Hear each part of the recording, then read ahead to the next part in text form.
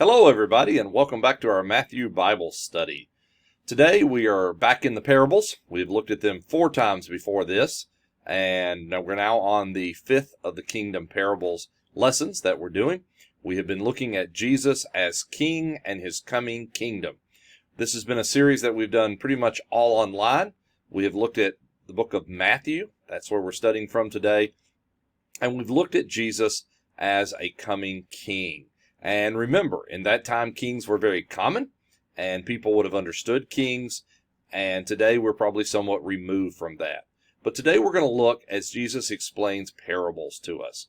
There is a worksheet that goes along with this. It can be found at www.oldunioncoc.com, and just go under the Lesson and Sermons tab. You'll find this video, and either underneath it or to the right or to the left, you'll find the worksheet, and we'd love for you to follow along if that's something you'd like to do. Last week, Jesus came into town. And remember, he came into town differently than we normally think about it. He did not come into town riding on a white stallion, but on a colt. And the people praised him. And he came down from the Mount of Olives, you might remember. And they shouted. And it was the common people that were there to greet him as he came into town. And where did he go? Well, he went to the king's house. He went to the temple. And there in the temple, he found some problems. He had to throw some people out. You can look at that lesson if you would like. We talked a little bit about the architecture of the temple and what went on in the temple complex and where it went on. We even talked about some of the porches where the teaching would have been done. And we remember at the end of that, he has an action parable. And he curses a fig tree, and the fig tree dies. Most of the times we think of parables as being a story, and it is. But this was an action parable where he walked up to a tree, and he cursed it, and it withered. And we've got to remember, this is as he's coming to town. He's greeted by not the religious leaders, greeting their king, but the people as they understand that he is there for something special. And so that's where we join our lesson today. We're going to be in Matthew, and we'll be in Matthew 21. So, what are parables? Let's remind ourselves. It's been a while since we've been here. They are stories that Jesus tells. And his preaching has mainly been in the book of Matthew about the kingdom, the kingdom, the kingdom. Remember, some people would have misheard that. That they would have heard that there was an earthly kingdom coming. Remember, there were those who wanted to overthrow the Romans. It's being progressively revealed, slowly throughout his ministry. He's been talking about this idea of kingdom. He's been bringing up these stories about what the kingdom of heaven is like. Parables have been his main teaching tool. I don't know if you've ever thought about that, but Jesus is not doing a sermon in the way many of us might think of that, but instead he's telling a story. And that story has a meaning. And those parables, they are explaining the development of the kingdom. What does the kingdom look like? What's going to happen when the kingdom comes? Lots of things that he puts there in those stories. Remember, 13 of the 43 parables are about the kingdom. 13 of them. And it usually starts with the kingdom of heaven is like. Remember, not exactly. It is a parable. It is a story. It's told in a way that we can understand what Jesus is trying to get across. Now remember, it is a divine kingdom. Who is at the center of this kingdom? It is the king. It is Jesus, right? It is a spiritual kingdom. You are a member by faith. It has been prophesied that it was coming. Abraham, way back in Genesis, was promised that there was one coming who all the nations would be blessed. There is the present kingdom, that is the church, and we'll talk a little bit about that today. And there is a future when it all comes together. So, of the parables, the 13 kingdom parables, 5 are agricultural. We've looked at some of those. 4 are about money. 2 are about feast. We're going to look at one of those today. 1 is about fishing, and 1 is about cooking. So everyday things that people would have understood to help explain a much harder spiritual principle. So, Matthew 22, the parable of the wedding feast. 21, he entered town. 22, we have this story. Will you join me in the story today? Matthew chapter 22, verse 1. And Jesus answered and spoke to them again by parable, and said, The kingdom of heaven is like. There it is. Do you see it? There's that phrase that we've been looking for in these stories. The kingdom of heaven is like a certain king who arranged a marriage for his son, and sent out his servants to call those who were invited to the wedding, and they were not willing to come. Now, this is something they could have imagined in their time, that a king was throwing an elaborate feast for the wedding of a son. And who would be that son? Well, they would be a future king. And there's a wedding, and there's a celebration. And so people could kind of picture that in their mind. Notice, he has arranged a marriage. Jesus the King has come to be married to his followers. The Bible often talks about the church being the bride of Christ, and Christ being the bridegroom. Now, remember, that's not revealed right now in the story. Right now, Jesus is just telling a story. And he's imagining, and the people are imagining, that there had been a wedding and there were invitations sent out, but there were those not willing to come. Now, that would have shocked them. That would have shocked them, that they had gotten an invitation, that somebody important had gotten an invitation to a wedding and had refused. I mean, that would not look good to a king. So I don't know how you picture gatherings in those days. Maybe this is a picture of a gathering for you. Maybe this is what you think Thanksgiving looks like, right? I think many times when we think of gatherings, we see pictures like this, and this is often called the Last Supper. Again, painted much later after the event, painted in a Renaissance style, not in a first century style or even a first century seating. To be honest, the banquet room may have looked more like this had you gone to a wedding feast. It would have been a U-shaped table. It would have been a table that you reclined at. You would not sat in chairs, not like you've probably done many times at a table where you've had some kind of feast or celebration. Notice the numbering here. Number 1 is the person hosting the feast. And to one side of them is this important guest, number 2. To the other side is another important guest, number 3. And then the rest of you are seated according to your importance around the table. This kind of let you know where you were with a king or a family or a person. Again, maybe this feast was not for you, and so you're on down the list. But the most important people would have sat right beside the one giving the feast. It would have been on couches, and people would have been gathered together. You can see in this depiction here, you can see the circles are the heads, and the body is elongated out, and there would be the feet. We see a story where Jesus washes the disciples' feet. Why? Because they're going to kind of be laying together on a couch, eating food, right? And as you go around that table, it depends on your importance to the person giving the feast. Remember, if you had been invited to the feast of a king, you would know immediately when you came in how important you are. Maybe you, like me, grew up in a family where you had a rather large family, and you had Thanksgiving, and there were those that got to sit at the table and those that got to sit at the card table or the kids' table. Do you remember that? Well, that's kind of what we're seeing here, right, in this order. So it might have looked like this. This is an example of a first century group of people gathering to have a feast. So when they heard wedding feast, when those people in the audience heard wedding feast, they pictured this. Again, he sent out other servants. So why did he have to send out other servants? Because the first people had refused to come. Tell those who are invited, see, I have prepared my dinner. My oxen and fatted calf are killed, and all things are ready. Come to the wedding. Weddings were a little bit different then, announced in advance, but we didn't always know when it was going to happen. Sometimes you had to wait for the bride to get there, or the groom had to go get the bride and bring her back. And so now the wedding has happened, but they made light of it and went their ways, one to his own farm, another to his own business. So they've been invited to the king's son's wedding, and they have something else to do. Imagine being invited to a very important feast, and you told someone, I need to clean out the junk drawer, right? That we just can't picture that. And the rest seized his servants, treated them spitefully, and killed them. But when the king heard about it, he was furious. Now again, Jesus is telling a story.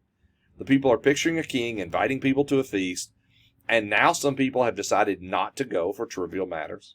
And some people are grabbing the people who have come to announce the feast, and they are, what? Treating them spitefully and even killing them. That had to get their attention. But remember, if you're a king and you send in a messenger and he doesn't come back, you're probably going to follow up on that, right? And he sent out his armies and destroyed those murderers and burned up their city. We're going to talk about that later and some history that goes with that. Then he said to his servants, the wedding is ready, but those who were invited were not worthy. He says, you know what? I've had this planned. I've invited. Those people chose not to come. They're not worthy. Therefore, go into the highways, and as many as you find, invite to the wedding.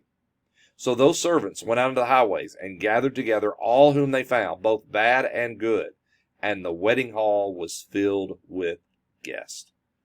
Now, this would have got the audience's attention. Most people would never have turned down an invitation from a king. They certainly would not have abused the messenger or killed them. And now the king, who can't fill the banquet hall, goes out to the common people, to the highways and the byways, and asks people to come in. Those people in the audience would think, we've never been invited to a king's feast, and we're not important enough.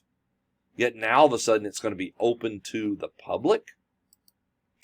But when the king came in to see the guest, he saw a man there who did not have on a wedding garment. Well, let's talk a little bit about that for a moment. I know that maybe many of you have been to a wedding. Maybe you bought a special outfit. Maybe you've been where not only the bride had a special outfit, but those attending the bride, the mother of the bride, right? This was a situation, if I understand correctly, where when you were invited to a king's feast for a wedding, he sent you a change of clothes. Now, I want you to think about that.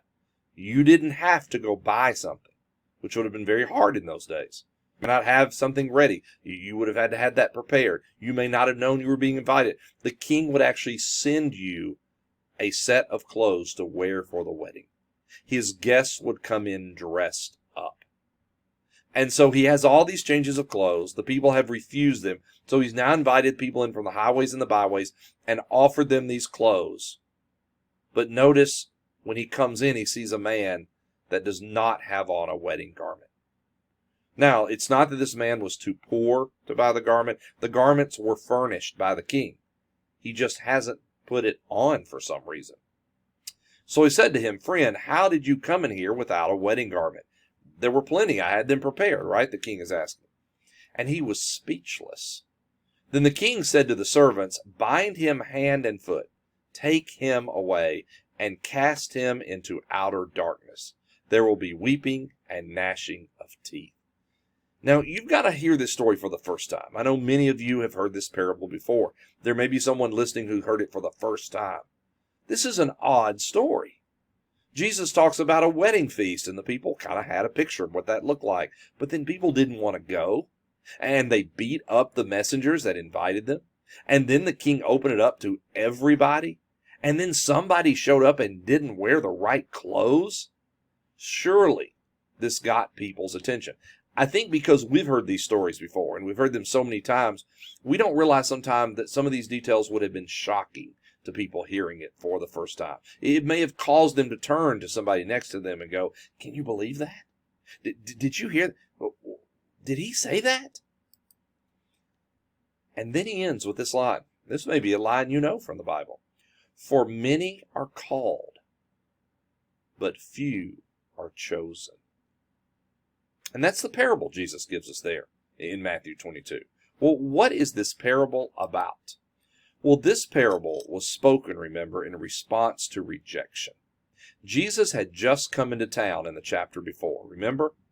It was not the scribes and the Pharisees and the Sadducees who greeted him and welcomed the Son of God into town. It was the common people. Are you catching the parallels yet? Those who had been invited, those who knew about the kingdom, were choosing not to see it when it was before their eyes.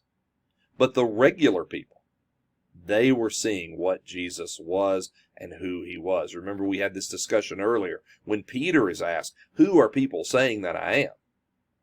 So this parable is spoken, remember, in rejection. We just saw an action parable, right? Where he walks up to a tree that should have had fruit on it, right? The people there, the Pharisees and the Sadducees, those who knew the word of God, were in the king's house. They should have been producing fruit. And he curses the tree and it dies. Well, now he tells a parable about people who had the invitation and they choose not to accept it. This parable was spoken in response to the rejection suffered by Jesus at the hands of the Jewish religious leaders. Remember, they're starting to plot against him. So, what is this parable about? Well, the kingdom experience is a joyful one. It's a wedding. Weddings are joyful. As a minister, I've been to a lot of weddings. Yes, there can be stress.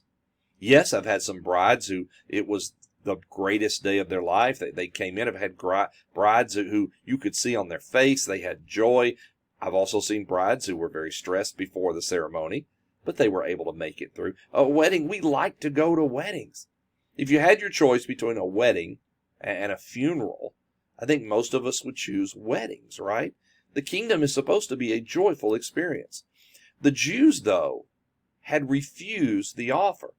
As you read the Old Testament, time after time, God is sending them law, and God is sending them priests, and God is sending them prophets, and He's trying to get into a relationship with these people. He's inviting them to get to know Him as God the Father. And time after time, they reject, they reject, they reject. They even kill some of the prophets. Are you getting the parallel there? Are you understanding? The rejection of Jesus is the rejection of the Messiah. If they don't accept Jesus, if they don't accept God's Son, then they are rejecting the hope that has been promised. It's been promised since Abraham that one would come to bless not only the Jews, but all the nations. And the Jews were first in line for that blessing. They should have known it was coming. It has been prophesied for hundreds of years. The clues had been left, and they didn't see it, or they didn't want to see it, or they didn't like what they saw because it wasn't a kingdom in the way they thought of, or a king in the way they saw it. You know what? It says in the parable that the king sends out his armies against the murderous ones. Well, you know what happens? In AD 70, Jerusalem, the capital of the Jews, has become such a contentious place to the Romans, they send in an army to sack it and to try to level it. They take the things out of the temple. They try to shut the city down. They're done with the Jews. AD 70. It's a historical account. Those who had rejected, those who had been murderous to the prophets, and yes, Jesus will be murdered, right, by some of these religious leaders. A time came when the king did send in his army and took care of those things. So AD 70, Jerusalem is destroyed, right? It's destroyed. The Temple Mount is destroyed. And so the Jews find themselves scattered. Well, among those Jews are some believers who've accepted Christ, and so that church will begin to spread out throughout the Mediterranean and other parts of the world. The king then invites the common people, the Gentiles. Now, I don't know that many hearing this story would have made that connection just yet, but it will happen. Remember, the promise to Abraham was to Abraham and to his family, and to his family's family, those that were faithful, and the seed would come through his family. But that seed would bless what? All nations, not just Israel, all nations. And so Jesus is saying there will come a time in the kingdom when everyone will be invited. Now, some had received their invitations many years earlier. But for some of these people, it would be new, and they would come in, and they would get to be a part of the kingdom. Now, this would have been shocking to Jews who saw themselves, remember, as chosen, but they're not seeing it. If I call you up and I say, I've got something for you, and I call you the next day and the next day, and I call you for years and say, would you come over and get this, and you don't, and I choose to give it to somebody else, who are you to be offended? Who are you to be offended? God provides the wedding garments. Now remember, I told you a little the history of weddings of kings, right? You weren't put out for the garments. The garments were given to you. They were part of the gift. Weddings were extremely expensive affairs. And I know some of you are thinking they still are. Well, this garment that we put on today is the garment of righteousness, given by grace, right? Given as a gift of God. When we put on Christ in baptism, we are clothed, right? We are clothed. And guests, they enter on their own terms. Nobody went out and was grabbed and made to go. Those of you who are in evangelism and you're trying to get your neighbors and your friends interested in the gospel, keep inviting. Keep inviting. because one day that invitation could make all the difference.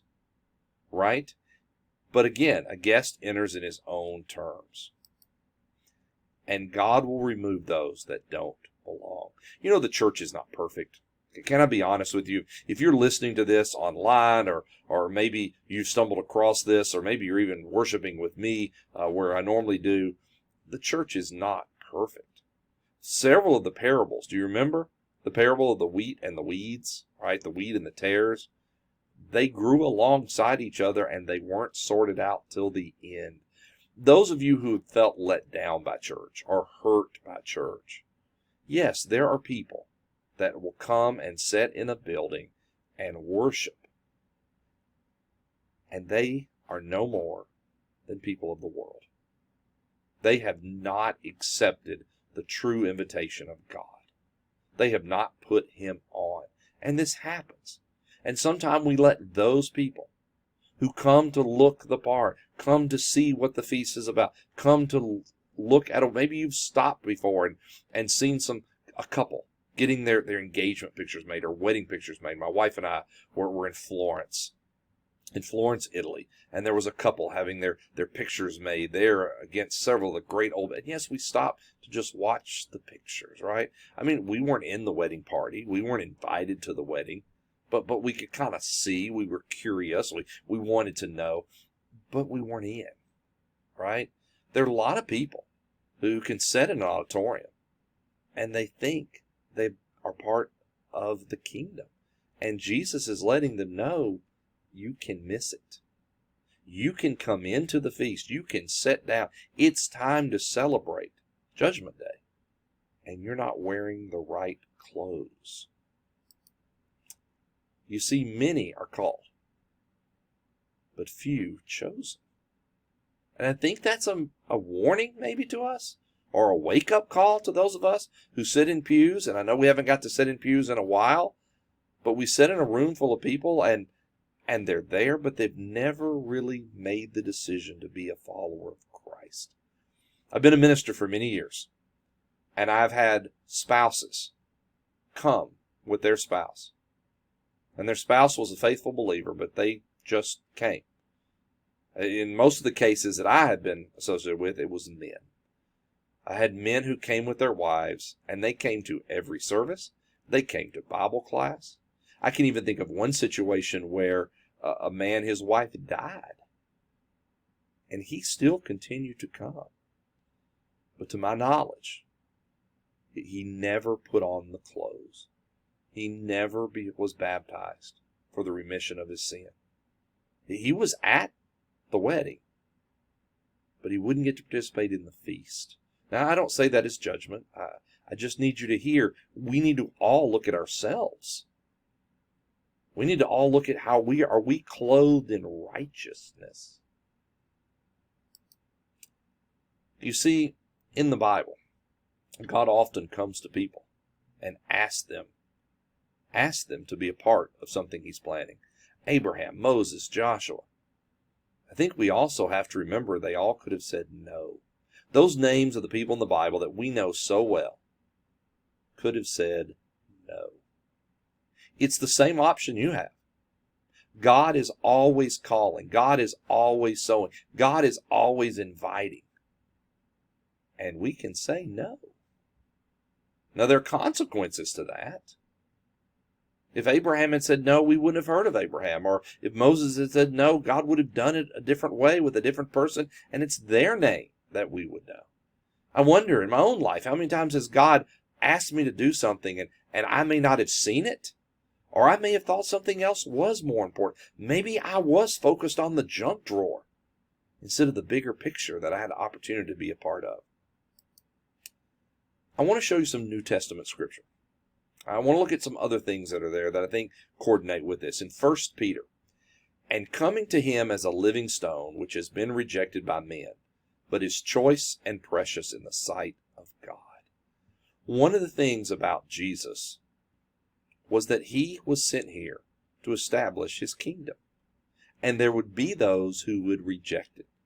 The Pharisees, the Sadducees, the scribes, some of the Jews could not imagine that one that they were seeing was of God, or that he could be a king, or that he could be a leader. They watched him do miracles.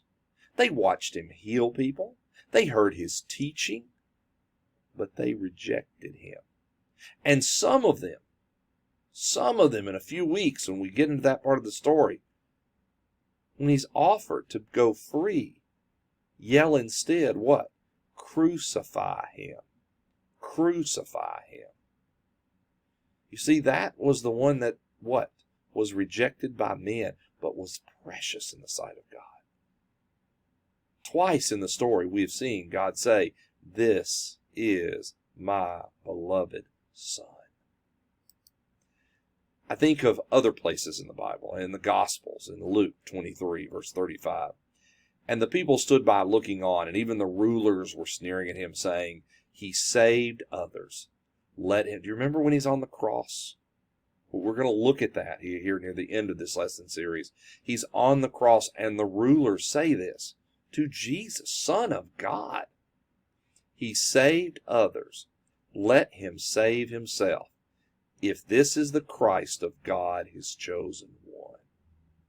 Show me a sign. Do you remember the lesson we looked at a few weeks ago? They were still looking for a sign. And Jesus says, I've shown you what I've shown you. So, the kingdom. There are flaws in the kingdom. The church is made of people.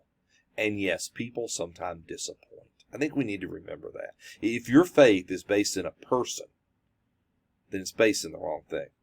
Preachers make mistakes. Leadership makes mistakes. The people that you minister with and that you work, they make mistakes. We will not be perfected until we are in heaven. The kingdoms on earth and the kingdoms of heaven will be joined like a wedding. Over and over again in the Bible, it talks about what? Jesus being the bridegroom and the church being the bride. We can look at lots of verses on that. There will be a time when this imperfection kingdom, the church, comes together with the perfection of the kingdom of heaven. And it will be an intimate relationship in which it will be changed. All are welcome to enter. I think we need to remember that. All are what? Our job as servants is to go out and invite and invite and invite. Not to stand at the door and decide who gets to come in and who doesn't. And we must be properly dressed. And I think this is important. We may come in, but are we really a part of the kingdom? Here's what it says in Galatians. Look it up. I put the verse up here for you. But Galatians chapter 3, verse 26 and 27 says, "For you are all the sons of God through faith in Christ Jesus." That's not where it stops. "For all of you who were baptized into Christ have clothed yourself with Christ." Just going is not enough. Just knowing is not enough. Giving your life to God. Giving your life to God. Being baptized for the remission of your sins, to be clothed in righteousness, is what makes us sons of God. Now we have responsibilities after that. To continue to be faithful, and to continue to invite, and continue to learn and to grow. But we must be clothed to stay in the kingdom when it's time. And there's only one feast. And there's only one kingdom. That's it. Only one. And when the king comes, those that are not clothed, he will have bound and cast out.